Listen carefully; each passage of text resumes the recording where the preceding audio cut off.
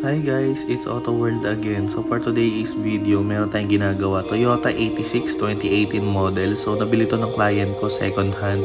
And yung client ko nga pala na yan nagpa-home service sa amin from Noveleta, Cavite pa siya.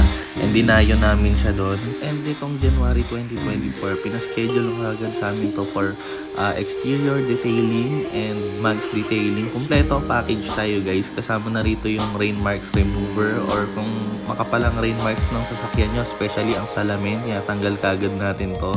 Para sa ganun, pag pinahira natin ng ceramic coating is mas maganda ang kalalabasan niya. Also, re-remind ko lang guys, sa iba 3-step lang kasi ang kanilang paint correction. Dito sa amin, 5-step ang ginagawa namin paint correction. Para sa ganun, wala kaming masyadong maiiwan na swirl and scratches. At paano naman kung malalim ang gasgas nito? So yun, magandang tanong yun.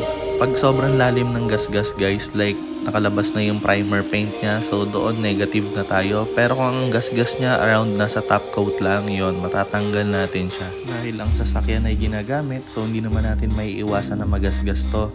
So ngayon, nagpe-perform tayo dito ng paint protection para maiwasan natin yung mga harmful substances tulad ng rain marks, bird dropping, and road grime.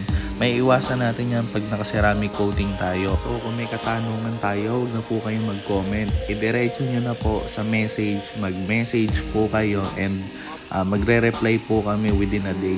Gusto ko lang sabihin sa inyo guys na as much as possible, huwag nyo tipirin yung mga sasakyan nyo. Kasi po, magkano lang naman ang paint protection compare sa magpahilamos or magpa-wash over ng sasakyan. Prevention is better than cure, sabi nga. Sarap lang din kasi talaga sa pakiramdam na kahit luma na yung sasakyan, pogi pa rin siya. And kahit itabi mo siya sa brand new, mas mahihiya pa yung brand new sa sasakyan nyo kahit luma na siya.